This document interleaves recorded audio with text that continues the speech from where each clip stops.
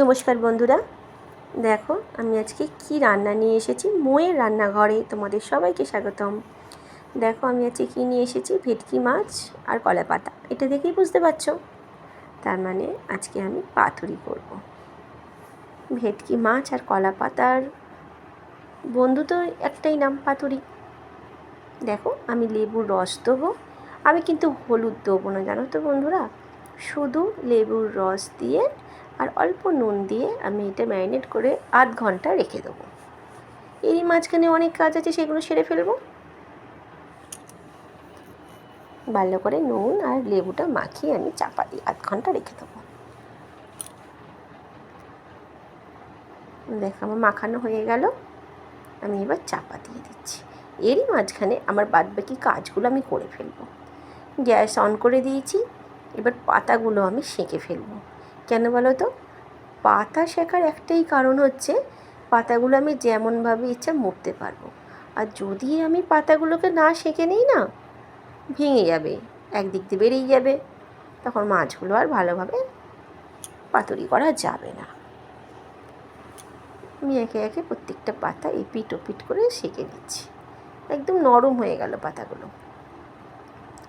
এরপর আজকে আমি যেহেতু পাতুরি পোস্ত দেবো, সর্ষে দেবো, তাই জানো তো আজকে আমি মিক্সারে নয়, আজকে আমি শিলনোড়াতে মশলাটা কষে বেটে নিয়েছি।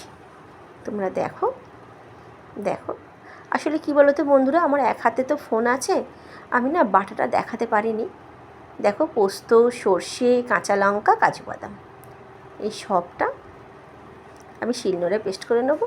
সর্ষের উপরে অল্প নুন দিয়ে দিলাম যাতে পেস্টটা একটু মিহি হয়। আমি জল দিয়ে আমি এবার পেস্টটা করে ফেলছি। দেখো বন্ধুরা আমার পেস্ট হয়ে গেছে। দেখো আমি একদম মিহি পেস্ট করে নিয়েছি।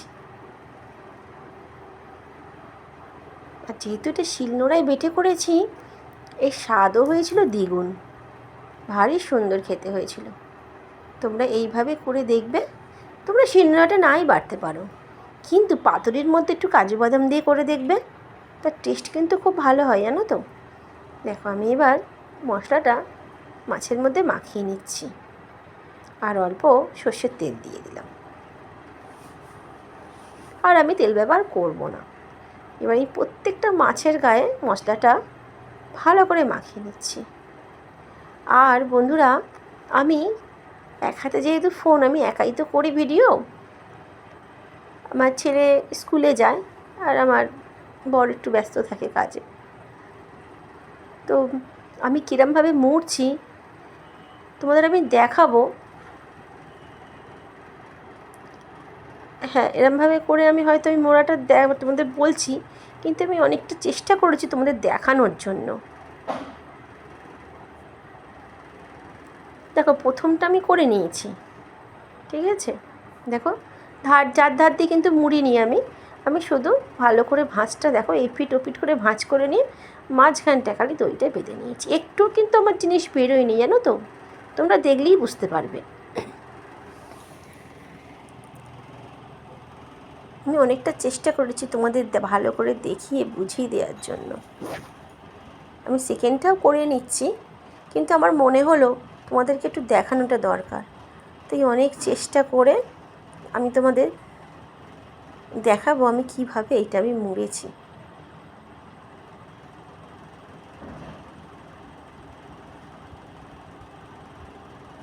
দেখো এইটাও আমি মুড়ে নিচ্ছি।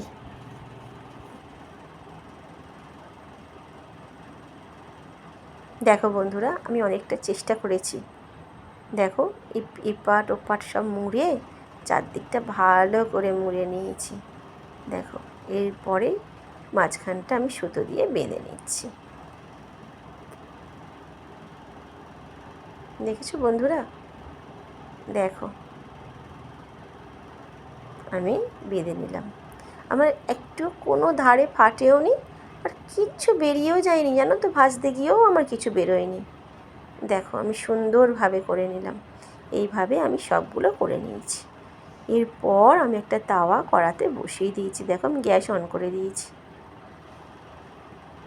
আমি এটা অল্প 1 থেকে 1.5 চামচ আমি তেল দিয়েছি, বেশি তেল দিইনি, একদম অল্প তেল দিয়ে আমি সবগুলো করে নেব।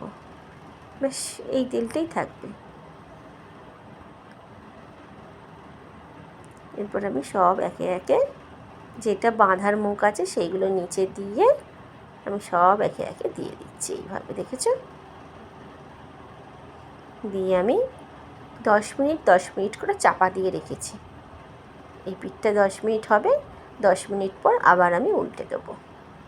আর দেখো আমি গ্যাসের ফ্লেম কিন্তু একদম কিন্তু আস্তে করে রেখেছি।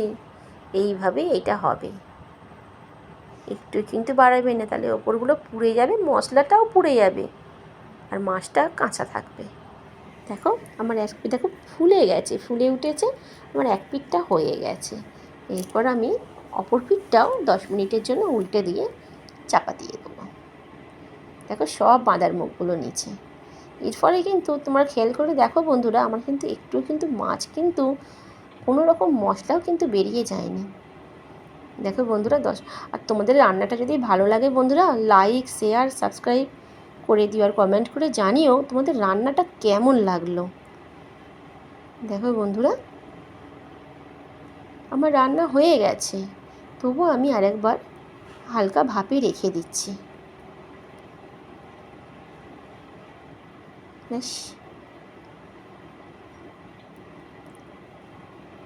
দেখো বন্ধুরা অল্প একটুখানি 5 মিনিটের জন্য রেখে দিয়েছিলাম। এরপর আমার ঢাকা খুলে আমার পাতুরি একদম রেডি বন্ধুরা, জানো তো? তোমরা এইভাবে করবে আর আমাকে জানাবে। টাটা বন্ধুরা, তোমরা সবাই ভালো থেকো।